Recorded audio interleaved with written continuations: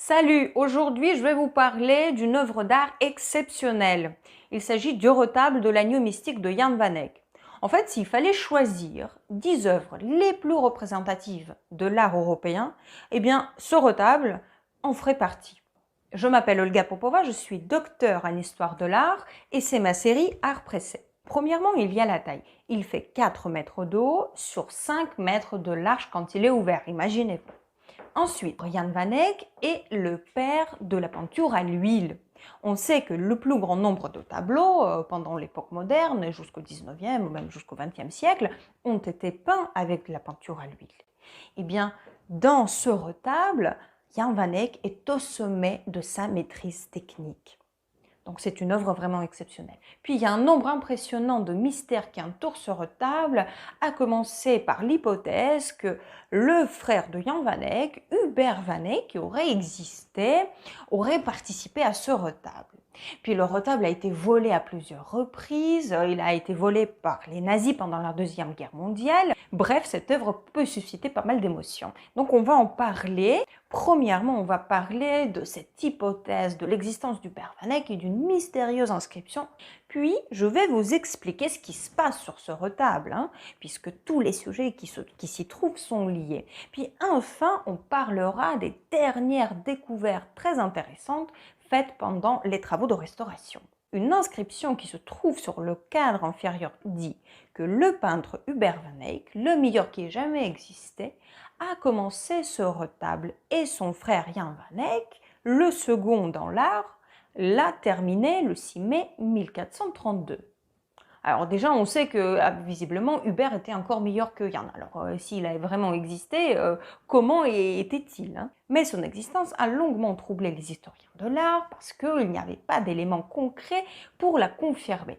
On a trouvé plusieurs documents dans les archives disant qu'au début du XVe siècle, il y avait un artiste à Gand qui avait un atelier qui était très connu de ses contemporains et qui s'appelait tantôt Lumbert ou Humbert ou d'autres prénoms que je n'arrive même pas à prononcer mais qui tous ressemblent à Hubert.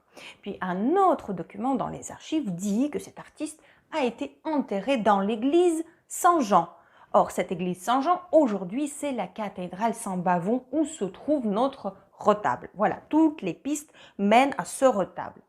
Maintenant, on va parler de ce qui se passe sur ces panneaux quand on les regarde pour la première fois. On a du mal à comprendre ce qui se passe.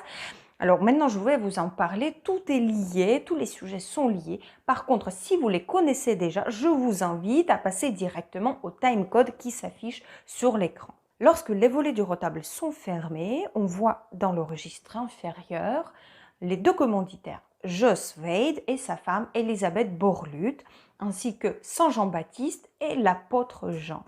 Sur le registre supérieur se déroule la scène de l'Annonciation. On voit l'ange qui annonce la bonne nouvelle à la Vierge Marie. D'ailleurs, on voit qu'il y a la colombe de Saint-Esprit qui descend sur elle, la bonne nouvelle de la future naissance du Christ. Or, le sujet principal de notre retable, l'agneau mystique, l'agneau mystique symbolise même le sacrifice du Christ, donc cette scène de l'Annonciation est déjà en rapport avec le thème principal. Et au-dessus de cette scène de l'Annonciation, on voit des prophètes et des sibylles de l'Ancien Testament. Maintenant, le retable s'ouvre. Il s'ouvrait pendant des grandes fêtes religieuses.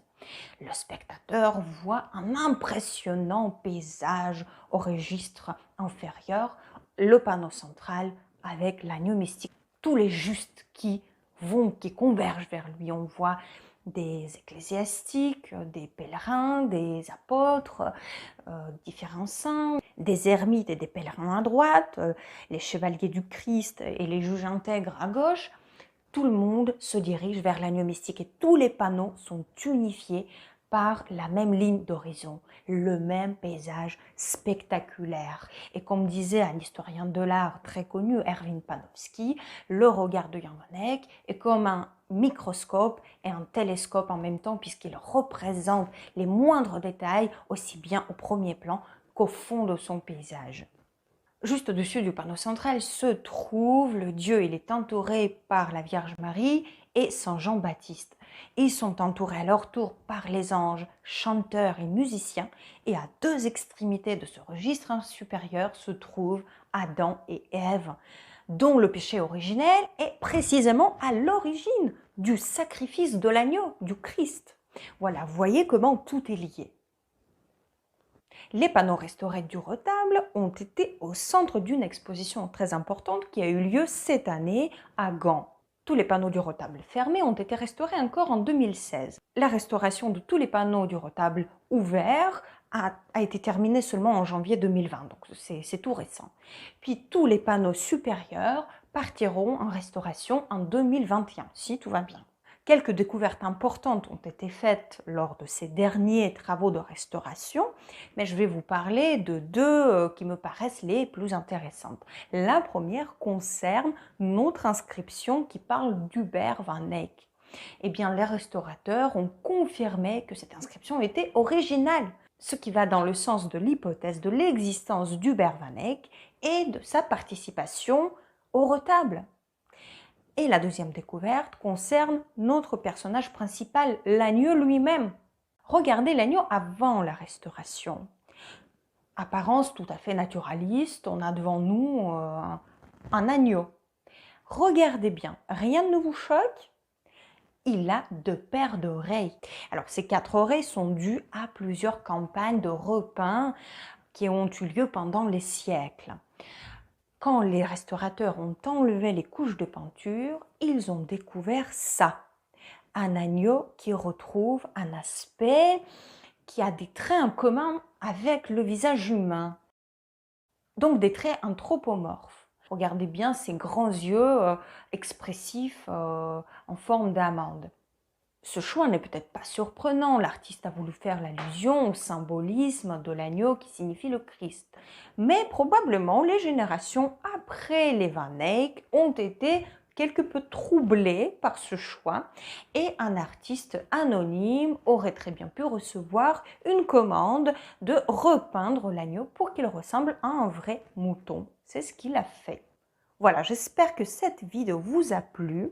Si oui, mettez un like et abonnez-vous à ma chaîne pour ne pas manquer mes prochaines vidéos. Et je vous dis à très bientôt.